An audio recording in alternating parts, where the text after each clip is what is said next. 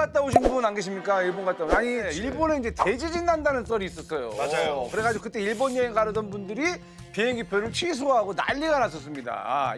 이게 이제 어쨌건 대지진이 안 나고 7월 초는 지났지 않습니까? 네. 넘어간 거라고 봐야 되는 건지 아니 이게 괴담인 건지. 제가 알기로는 만화에서 누가 예언처럼 얘기해가지고 맞아요. 그 작가가. 네, 작가가 그랬었는데 이게 이제 진짜 대지진이 나는 건지 우리 시청자분들도 참 불안하기는 하시고 우리나라도 과연 이 지진에 좀 앞으로도 좀 안전한 것인지라는 것도 좀 궁금해하실 것 같고 지진에 대한 이야기를 좀 나눠봐야 될 것 같아요. 맞아요. 그래서 제가 우리나라 최고의 지진 전문가, 우리나라에서 지진과 관련된 어떤 뉴스가 나오면은 항상 등장하시는 Well, I said shake, rattle and roll. I said shake, rattle and roll. I said shake, rattle and roll. I said shake, rattle and roll.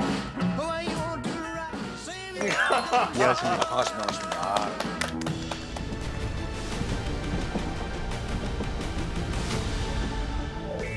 아니 그 뭐 일본 사는 그 친구한테 또 들어보니까 그쪽은 이제 너무 지진 익숙하니까 그냥 지진이네. 흔들린다 그리고 좀 잔잔해지면 다시 또 하던 일 하고 이 정도라고 하더라고요. 제가 네. 비슷한 일화가 있는데요. 제가 일본에서 그 학회가 있어서 제가 갔었는데 네. 규모 5 정도가 동경 앞바다에서 났어요. 네. 그리고 이제 호텔을 심하게 흔들었죠. 새벽인데 네. 그 재빨리 이제 바지만 입고 호텔을 내려갔죠. 네. 엘리베이터 타면 안 된다는 생각을 하고 그리고 계단을 타고 쭉 내려갔더니 내려가 있는 사람이 저하고 외국인 2명만 나와 있고요. 나머지는 그냥 그 일본 학자들은 한 명도 안 나왔어요. 그래서 그 사람들은 그게 일상이랍니다. 네. 일본은 왜 유독 그렇게 지진이 자주 나는 걸까요? 일본이 위치가 굉장히 좀 곤란한 위치에 있습니다. 곤란한 위치요. 일본의 북쪽 지역은 태평양판과 일본 열도가 충돌하는 곳에 위치해 있고요. 동경을 기준으로 남쪽은 필리핀판이 충돌을 하고 있거든요. 판 구조에 대해서 좀 알아야겠네요, 그러면. 그렇습니다. 네. 이 지구는 아주 그 두꺼운 네. 판이라고 하는 것이 맨 위에 덮고 있는데요. 판이 덮고 있다. 네, 판이 한 두께가 100km 정도 되는 두께입니다. 아, 두께가 100kg요. 어마어마한 판이네. 이게 기본적으로 판이 만들어지는 곳에서 옆으로 이동을 하게 됩니다. 판이 만들어지는 곳은 어디냐면은 네. 바다 한가운데가 바로 그런 지역들이에요. 네. 그 태평양 같은 경우는 태평양 중앙해령이라고 해서 태평양 한가운데 있는데요. 거기서 판이 1년에 10cm씩 만들어집니다. 아, 판이 만들어집니까, 네, 이렇게? 만들어져서 바다에서요? 네, 바다 이게 지구 내부에서 만들어져서 지구 내부에서 네, 바다로 위로 올라오는 올라오는 거죠. 위로 올라온다. 네, 그리고 거기를 기준으로 해서 양 옆으로 확장이 돼 나가는데 예. 태평양판이라고 하는 건 태평양 중앙해령에서부터 북서 방향으로 계속 이동을 하게 되면 네. 일본 열도와 충돌하게 됩니다. 그리고 1년에 10cm씩 충돌을 하게 되는데 그게 바로 동경으로부터 북쪽 지역인 홋카이도까지 충돌을 하게 되거든요. 그러니까 거기서 에너지가 많이 쌓인 곳에서 동일본 대지진이 2011년도에 발생을 했고요.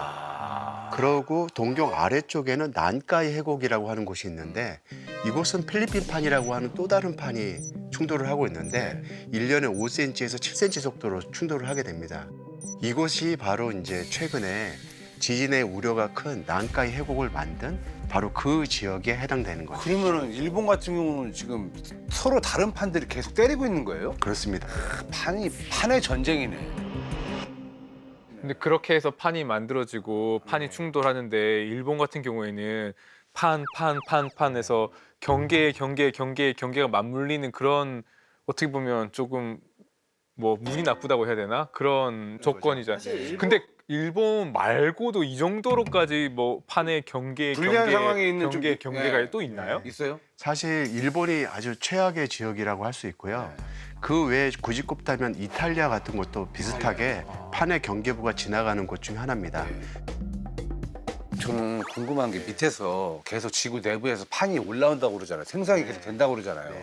이게 판이 생성이 아예 안 되면 지금 딱 이 대지를 유지하면서 그냥 지진 없이 살 수 있는 거 아닙니까? 그러면 너무 행복하겠죠. 왜 그럴까요? 왜 지구는 운동을 해야 되니까 계속 걔네들이 판을 생성하는 건가요? 정말 좋은 질문이십니다.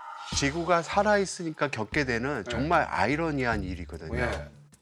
지구는 지구 내부가 굉장히 뜨겁습니다. 그렇죠. 그리고 그 안에는 방사성 동위원소라고 하는 아주 무거운 물질들이 자리 잡고 있는데 이게 붕괴되면서 많은 열이 지구 내부에서 나오게 됩니다. 그 결과 지구 핵에서부터 멘트를 통과해서 지표까지 열이 쭉쭉쭉쭉 올라오게 되거든요. 이 올라온 열들은 지표에 다다르게 되면은 새로운 물질을 용융시켜서 위로 올리는 역할을 하게 되는 거죠. 그래서 새로운 판이 만들어지면서 확장을 하게 되거든요. 그러니까 만약에 지구 내부가 뜨겁지 않으면 당연히 그렇게 새로운 물질들이 안 만들어지고 지진도 안 나게 될 거예요. 네네. 근데 지구에 만약에 뜨거운 물질이 사라지게 되면 어떤 일이 벌어지게 되냐면 핵 내에 순환이 없게 되고요. 핵 내에 순환이 없게 되면 지구를 덮고 있는 자기장마저 사라지게 됩니다. 아, 그러면 최악인데요. 저번에 한번 얘기한 적이 자기장이 있었잖아요. 없으면 실드가 없어지면은 태양풍에 다 태양풍에 그냥 다 작살나죠. 구워지는 거죠. 그렇죠. 그러니까 인간이 살기 위해서는 아이러니네요. 지진을 꼭 같이 가지고 있을 수밖에 없는 상황인 거예요. 같이 갖고 가야 되는 네. 거, 안고 가야 되는 거네 지진을.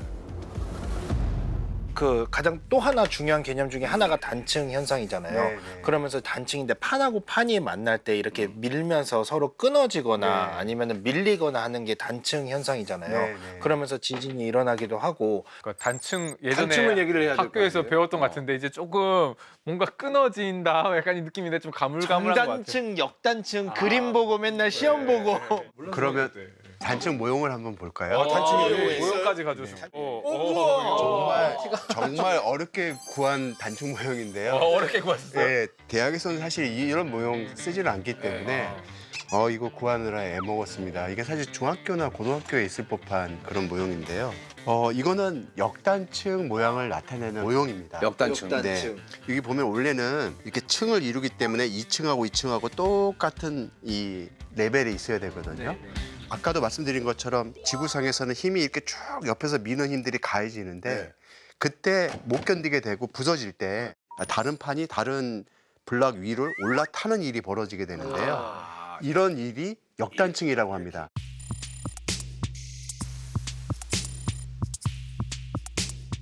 이렇게 올라타구나. 반대로 지구에서 잡아당기는 곳도 있습니다. 잡아당기게 되면은 요 경계부를 타고 이 블록이 아래로 내려가게 되면 정단층이라고 얘기를 하게 되는 거죠.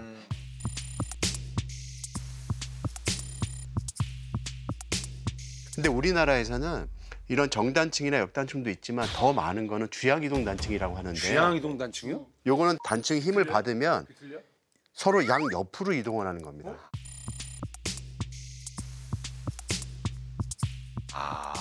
너 밀다가 이렇게 되는 거예요? 네, 옆으로.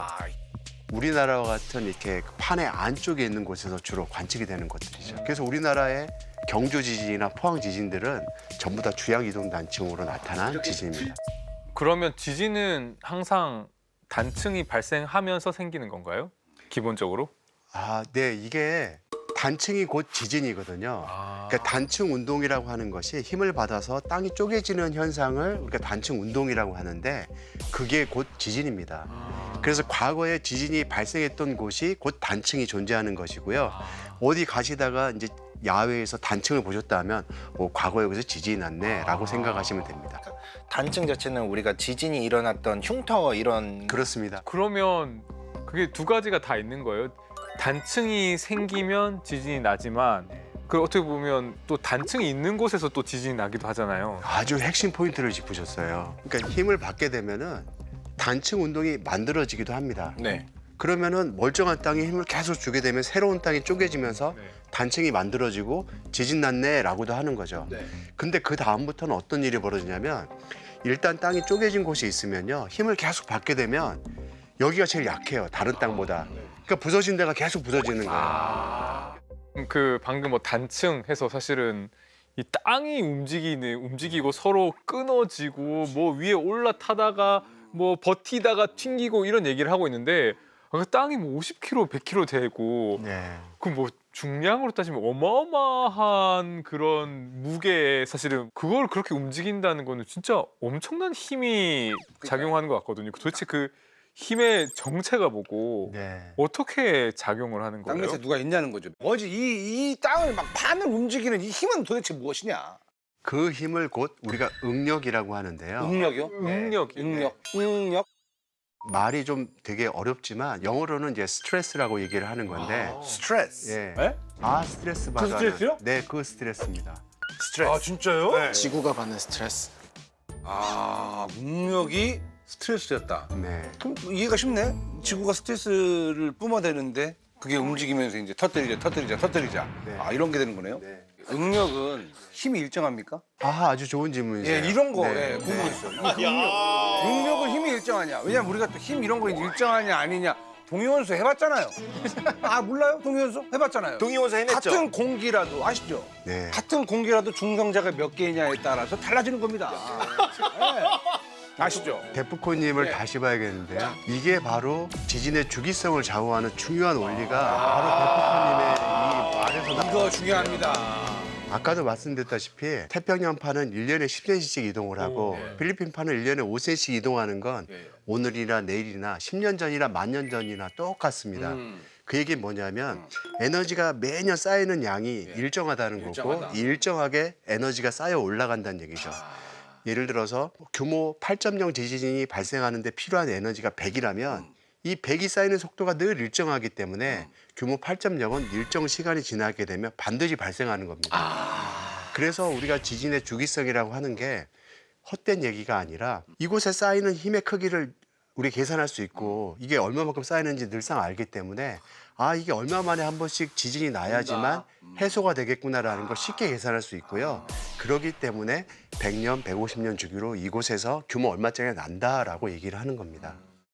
근데 뭐 우리 교수님도 아시겠지만 너무 떠들썩해가지고요. 7월 초에 일본에 이제 대지진이 난다라고 아주 그냥 모두들 공포에 떨었지 않습니까? 네, 그죠? 그렇습니다. 그러니까 이게 괴담이 아니라 과학적인 근거가 있다라는 그런 말씀이시잖아요. 네, 이게 예측이 다 가능한 거고요. 특히 이 다츠키 료가 얘기한 이 난카이 해국 지역은 100년, 150년 주기로 지진이 발생을 하고 있는데요. 근데 이 동경 앞바다 지역인 토카이 지역과 큐슈 앞바다 지역인 난카이 해곡의 난카이 지역이라고 하는 이곳이 난카이 해곡 지역은 한 500년 동안 지진이 안 났고요. 이 동경 앞바다 지역인 이 토카이 지역도 170년 동안 지진이 안 나고 있습니다. 그러니까 이미 100년, 150년 주기로 지진이 계속 나는데 이 두 지역은 안 나고 있으니까. 시기가 넘어선 거예요. 에너지는 이미 쌓였다는 건 우리가 여러 증후로 알고 왜 있거든요. 그럴까? 나야 하는 거죠. 참고 있는 거죠. 지금 참고 있는 거예요? 네. 그러면 이거 오히려 더 불안할 수도 있겠네요. 왜냐면 언제 터질지 모르니까. 그렇기 때문에 이게 약간 아이러니한 역설인데요. 예. 지금 지진이 안 나는 게 예. 오히려 다행스러운 일처럼 보이지만 맘은 한편으로는 오늘 안 났기 때문에 오늘 에너지가 또 쌓인 거예요. 응력이 더 쌓이는 거네요. 그렇죠. 이 응력이라는 건 반드시 이 스트레스를 해소해야만 하는 거고 언젠가는 풀려야 한다는 겁니다. 제가 기억나는 게 그 청소년 시절에 제가 과학 잡지를 열심히 읽었는데 그때 많이 나왔던 게 도카이 난카이 지진. 네, 근데 그게 벌써 20년 전 일이잖아요. 그렇습니다. 그때도 네. 뭐 곧 날 것처럼 얘기를 했었는데 네. 그러면 지난 20년 동안 계속해서 또 응력이 축적된 거 아닌가요? 그렇죠. 제가 이 학부생 다닐 때 향후 30년 내에 난카이 해곡 지역에서 지진이 발생할 확률이 한 30%에서 40%라는 얘기를 했어요. 그다 대학원 들어가게 되니까 한 50%쯤 올라가더라고요. 사실 50%만 해도 어마어마한데 요즘에는 난카이 해곡에서 30년 내에 이런 큰 지진이 발생할 확률을 80%라고 얘기를 해요. 사실 우리가 살면서 80% 확률이라는 거 거의 마주치기 어려운 확률입니다. 그렇죠. 이건 반드시 나는 확률이나 마찬가지 거기 확률이거든요. 간다 봐야죠. 네. 그래서 이게 오늘 나도 안 이상하고요. 내일 나도 안 이상한 상황인 겁니다.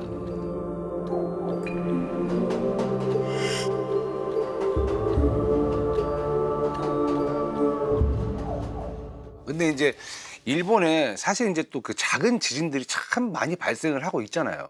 작은 지진이 계속 이렇게 오다가 대지진이 확 하고 오게 되는 그런 건지 이것도 이제 많은 분들이 궁금해하실 것 같아요. 우리가 사실 지진을 보면 예. 큰 지진 나기 전에 전진이라고 하는 것이 발생하기도 하고요. 전진, 예. 네. 발생하지 않기도 하는데 네. 우리가 이제 어린 아이들 보면요.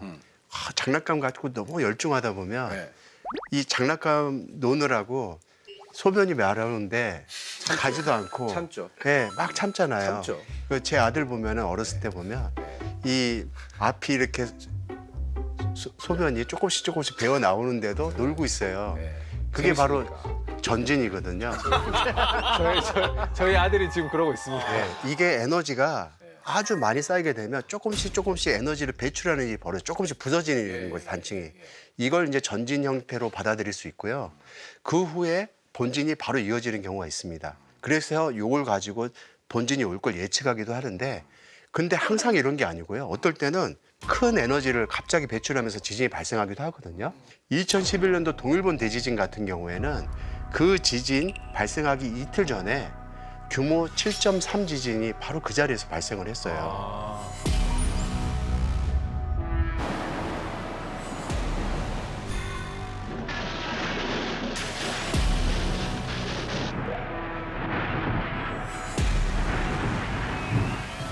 근데 그 당시에는 이걸 전진이라고 판단을 못했던 거예요. 이미 커서. 예, 이미 이게 이 지역에서 발생 가능한 충분히 큰 지진이어서 일본 학자들이 걱정했던 건 이 다음에 이어질 여진이 어느 정도 올까 생각을 한 건데 갑자기 이게 전진이었고 그 후에 본진 9.0짜리가 나온 거예요. 9.0. 와. 그런데 이 7점대 지진이 발생하게 되면서 어떤 효과를 발생시키냐면 이 단층대에 그렇지 않아도 굉장히 에너지가 많이 쌓여 있는데 단층대를 일부 쪼갠 역할을 하게 되는 겁니다. 그러면은 단층이 그렇지 않아도 불안정한 상태에서 얘가 쪼개놓는 역할을 하게 되니까 한꺼번에 훅 부서지는 일이 벌어진 거죠. 그래서 큰 지진으로 발현하게 됐던 거고요.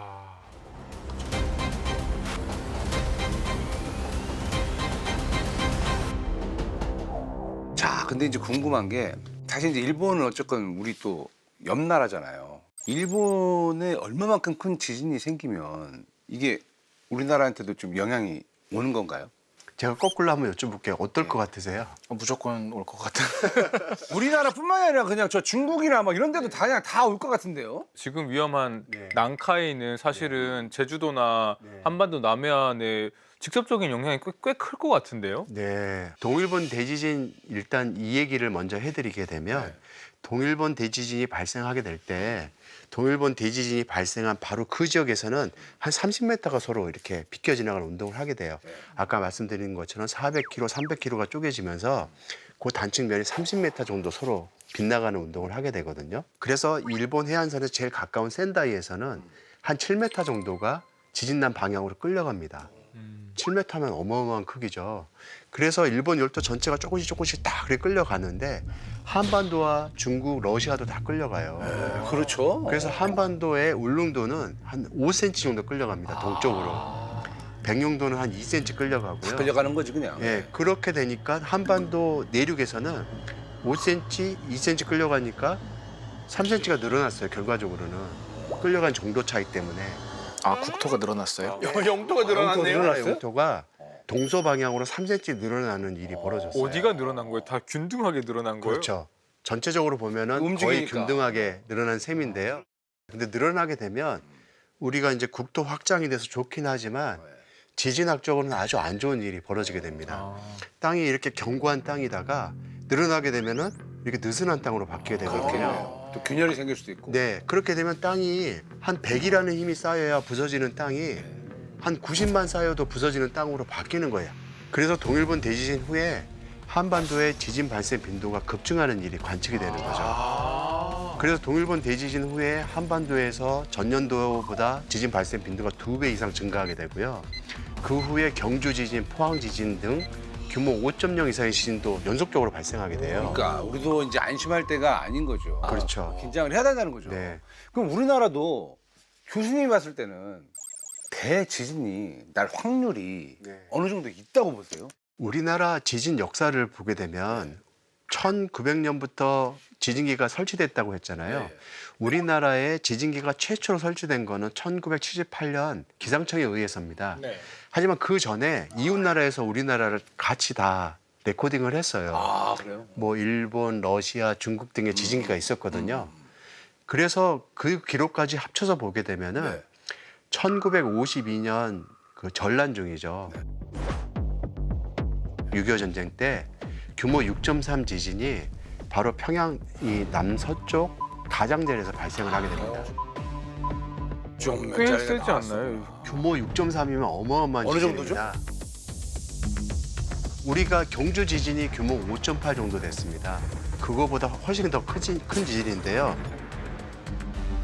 규모가 0.2씩 올라갈 때마다 에너지가 2배씩 증가하는 거거든요. 예, 그 5배 이상이 되는 그렇죠. 거죠. 5배 예. 이상. 그러니까 경주 지진 5개 이상이 한꺼번에 발생한 거예요.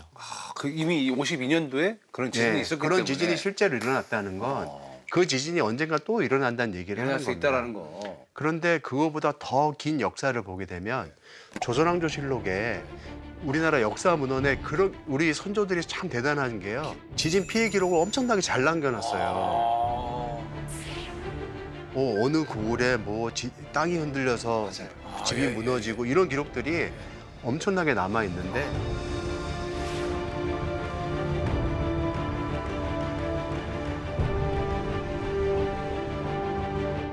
그럼 그 기록을 보면서 몇 정도였을 거다. 그럼요. 한반도 내에 규모 6 이상이 되는 지진들이 상당히 많더라. 조선 기상은 많았다 과거에도. 네. 예. 그런 게 이미 다 판단이 됐던 거죠.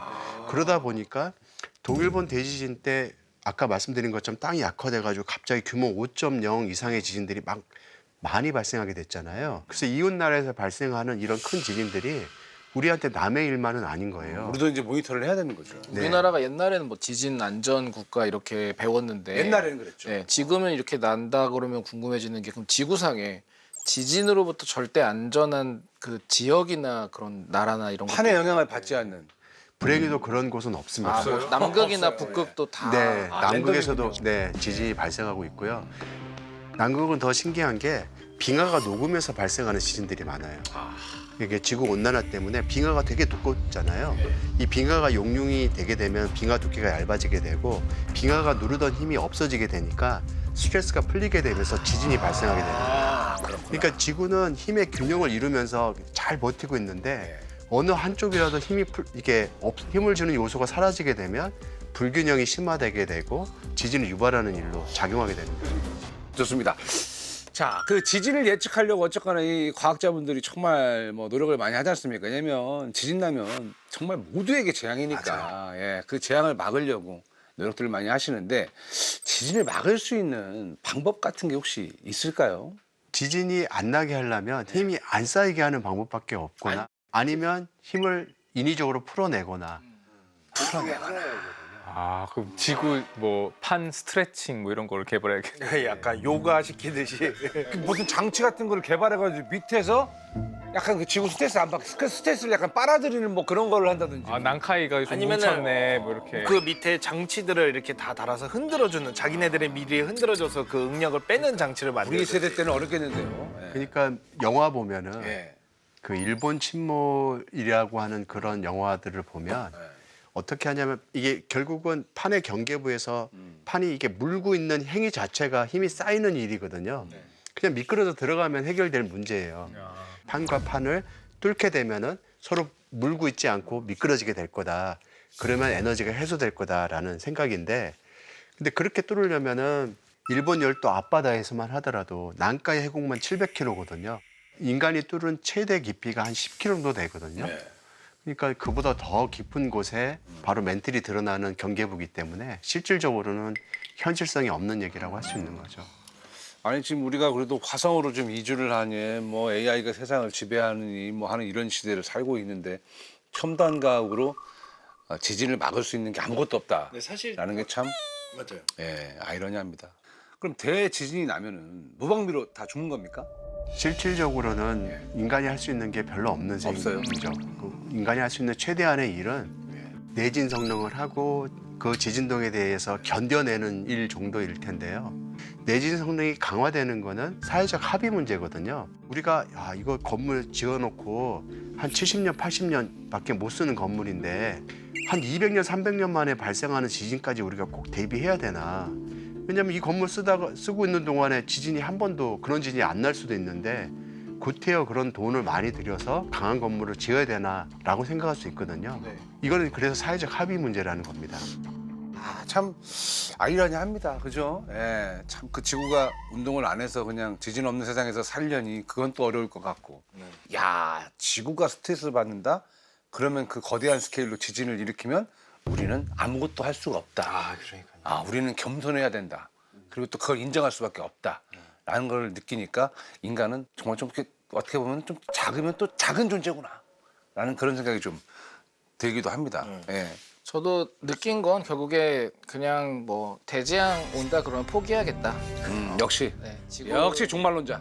최근에 그 사이언스 쪽 저널을 보다가 하나 본 게 지구 온난화 때문에 과연 지진이 더 많이 늘어났느냐라는 것에 대해서 이제 실질적 증거가 나온 거예요. 뭐래요? 이제 땅의 판 때문이 아니라 알프스나 이런 산맥에 눈이 급격히 녹으면서 지진이 유발된다는 증거들이 나와서 온난화가 또. 우리가 할 수 있는 거는 뭐 지구 밑에 있는 깊은 곳은 어떻게 할 수 없지만 이 위에 쪽에서라도 좀 더 안전한 걸 위해서 노력하는 정도가 우리의 할 수 있는 전부가 아닐까. 그 외에는 그냥 즐겁게 살자 이렇게 생각했습니다. 우리가 특히 생물학에서는 뭐 암이면 암, 뭐 면역이면 면역, 그걸 활용하고 뭐 질병을 극복해서 암 백신을 만들고 이렇게 희망해 보이잖아요. 희망과 그렇죠. 뭔가 힘 이런 게 생기는 것 같은데 지진은 정말 많은 연구를 통해서 어떻게 일어나는지 잘 알게 되었지만 더 잘 아는 상태로 무기력해지는 느낌? 인간이라고 하는 존재가 얼마나 미약한 존재인지 좀 겸허해지는 그런 시간이었던 것 같습니다. 이렇게 저기 허망하게 끝내면 안 되고 네. 믿을 수 있는 건 역시나 우리 지진 최고 전문가 우리 홍 교수님밖에 없습니다. 자, 교수님. 네. 지진 앞에서 떨고 있는 전 세계인들을 향해서 한 말씀 해주세요. 네. 교수님, 대지진 앞에서 과학은 어떤 역할을 할 수 판을 있을까요? 손으로 이렇게 밀으셔야 될 것 같은데 이 시지프스처럼 어떻게 할 수 있을까요? 사실 인간이 할 수 있는 거는 자연 앞에서 아까 말씀하신 대로 너무 나약해지고 그렇거든요. 그럼에도 불구하고 지진학자들은 사실을 알리는 역할을 하는 게 지진학자의 이제 가장 큰 역할이라고 생각을 합니다. 예, 2009년도 이탈리아 라킬라에서 있었던 지진이 아주 좋은 교훈이 되고 있습니다. 당시에 그 이탈리아 라킬라 지진이 규모 6.4 정도 되는 지진이었는데 당시 잔지진들이 막 많이 나니까 혹시 큰 지진이 나지 않을까라는 걱정들을 좀 했던 거죠. 그래서 학자들을 다 모아놓고 회의를 했어요. 학자들은 이제 아는 대로 얘기를 한 겁니다. 아, 이거 지진 전조 현상일 수도 있고 큰 지진이 날지도 모른다. 다만 우리의 한계로는 큰 지진이 날런지 확언은 못하겠다. 이제 그렇게 되니까 회의에서 결론을 어떻게 맺게 되냐면 아니 날지 안 날지 모른다는 이런 애매한 말로 국민한테 얘기를 하면 누가 납득하겠냐. 운에 맡게. 그래서 지진의 우려가 있긴 하나 뚜렷한 징후는 없다라고 발표를 해요. 근데 그러고 있다가 얼마 안 있다가 지진이 납니다. 모두가 잠든 새벽 발생한 대지진은 한순간에 도시 모습을 바꿔버렸습니다. 규모 6.4 지진이 나고 300명 이상의 사람들이 사망하거나 그 실종이 되게 되거든요. 엄청난 재해를 입게 되고요. 당시 회의에 참석했던 학자들과 그런 공무원들을 전부 다 과실치사로 기소를 하게 됩니다. 이게 21세기 갈릴레오 재판이라는 이름으로 당시에 떠들썩했는데요. 그러면서 이제 지진학자들이 얻었던 교훈이 한 가지가 있는데요. 학자의 몫은 사실을 사실대로 얘기를 하고 이 큰 위험성이 있다는 걸 오히려 감추려고 하지 말고 있는 그대로 얘기하는 게 학자의 의무다. 오늘 이 학습에서도 제가 다소 위험성 있는 얘기들을 하고 듣기에 거북한 얘기들이 아마 있었을지도 모르는데 그걸 이제 너무 과장스럽고 걱정스럽게 받아들이기보다는 아 이런 위험도 있구나라는 측면에서 받아들였으면 좋겠고요. 과학자의 몫은 바로 이런 사실을 알려주는 역할이라고 생각을 하고 있습니다. 그렇죠. 이게 네. 위험이라는 거에 대한 그 경고와 대비를 최대한 좀 하자라는 그런 얘기잖아요. 언제 올지 모르는 위험이니까. 그리고 우리 과학이 좀 더 많이 발전을 해서 저는 하늘로 도시를 띄워버리는. 그 아바타처럼요. 지진이다. 그럼 그냥 띄워버리죠. 쫙 뛰었다가 또 다시 지진 지나갔다 그럼 딱 또 완전 거기다 딱 꽂고 내리는 이런 공상도 합니다.